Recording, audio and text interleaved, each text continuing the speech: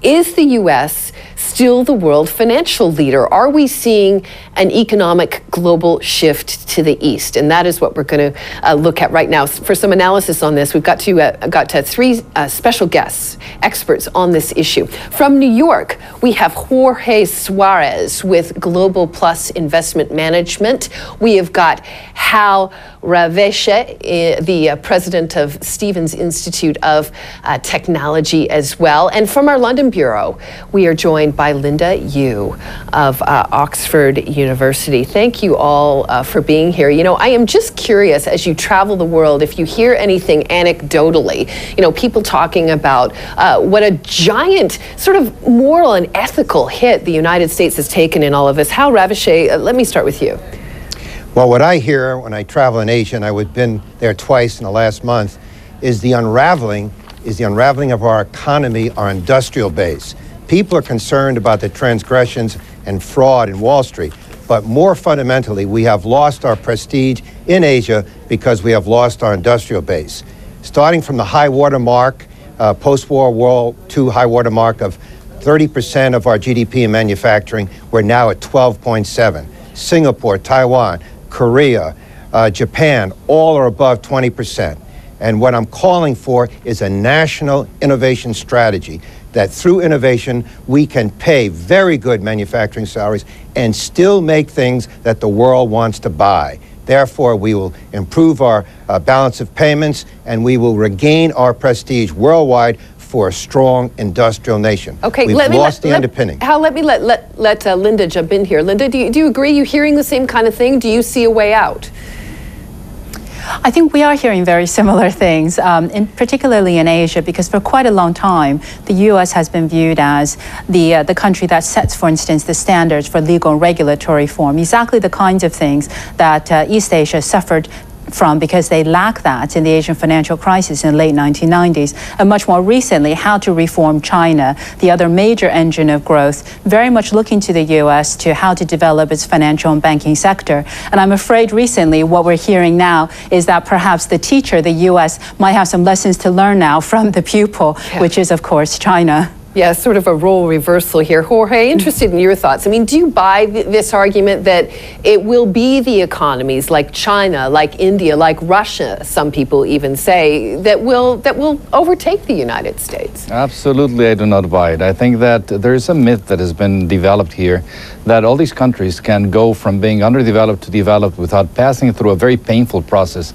of developing a democracy, developing a solid rule of law, of being able to do what the United States did through a lot of hardship, through a civil rights movement, through many things. So I think that the reality is that when you're in the good years, everyone is happy, everyone grows, everyone is, the world is optimistic about you. I think that in this crisis where you start realizing the weaknesses of all the systems, and I think we're about to look at that next year when we see Russia going into recession, when we see China growing at between 5 and 6% and having major social issues that they have not developed the political structure to confront. So I think that the United States is still way ahead. I think the risk here is to lose that leadership because of poor policy. What do you think, Hal? The fundamentals of our economy are weak. We have to look at how we create wealth. You just can't create wealth by manipulating it around on Wall Street. You have to have a source of wealth, and that's our industrial base, source of good jobs. So we need a national innovation strategy, not an industrial policy, but a strategy to revitalize high-tech manufacturing. More Apples, more Abbott Labs, more Strykers. The companies that are fueling our economy, there are not enough of them. So, Linda, does any country have the answer here? Does any country have the right path, do you think? Let's talk about China, for example. I don't think any country does. I think even though in many ways China has been the biggest beneficiary of the relative decline of the U.S., we see China as a major engine of growth. China itself has a lot of institutional fragilities. And we can take just one example. In most countries, if you have an economic downturn, people are laid off, you don't go riot at the factory gates. There's an orderly process of claiming benefits of bankruptcy proceedings. And that just underscores how China is still very much a developing country. But I think the bigger point point is probably what we're seeing in the 21st century, is that the world has many more engines of growth than before. The rise of Asia, China, India, and other emerging economies, bringing their people out of poverty, entering more and more into the middle class, does mean a shift in terms of where economic power is distributed. This doesn't have to be a bad thing if every country has a strategy to deal with it. Yeah, that's interesting, Linda's point. I want to move it to you, Jorge. I mean, has the world changed to the extent that there are so many different engines of growth, as she put it, or engines of the economy? I mean, are we past the point where we're going to be talking about one nation as any kind of a global economic leader? I think without doubt the development of the world has many more engines than it did before, especially with the countries that are highly populated, what's called the BRIC bloc of Brazil, Russia, India, China. Remember that all these countries came into the labor force of the world, and they basically doubled it from 1990 to 2005, which is one of the main reasons why we saw such a long process of very high growth around the world without it really creating inflation, which would be the typical path of an economic cycle.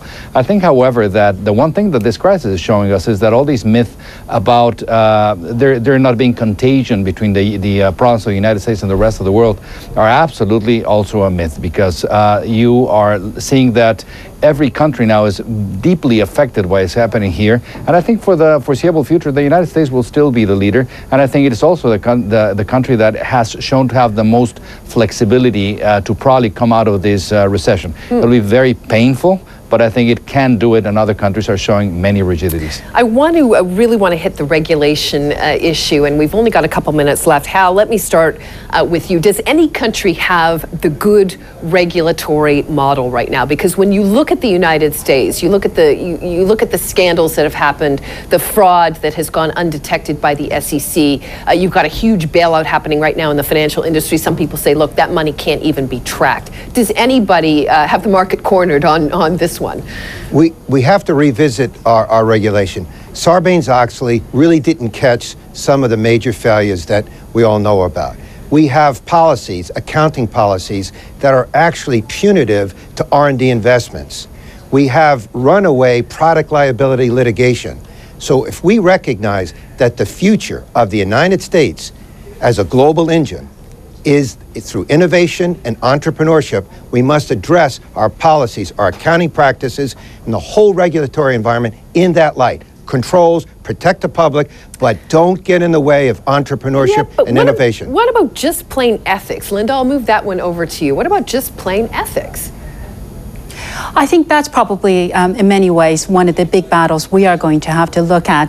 President-elect Obama used the term America as a shining city on the hill in many, many contexts. And I think that does suggest for America to reclaim this place for many reasons. This is something it's going to have to focus on, and indeed the rest of the world, because it tends to be the fact that countries are powerful, not because they're biggest or have the biggest armies, but because they are the most persuasive. And this is also the same for regulation. When you look at the global convergence in regulatory standards, for instance, towards the United States, which is increasingly what's been happening, that model is being re-looked at. And I think perhaps the reality of after this crisis is that no country has the perfect regulatory system. And we also have to recognize that with global markets now being so interlinked, what we really need are international regulatory bodies to provide additional checks. And I think that would have gone a long way to detecting the kind of excesses we saw on Wall Street and then the global implications from there. All right, very quick last word to you, Jorge, very quick. I think that the two big long-term risks of this economy are overtaxing and over-regulating. I think the United States has to find a way in which it regulates better but not regulate more. All right. Because the cost would be a huge burden for the financial system. Gotcha. All right, Jorge, Linda, and Hal, thank you all so much. Appreciate your thoughts on this.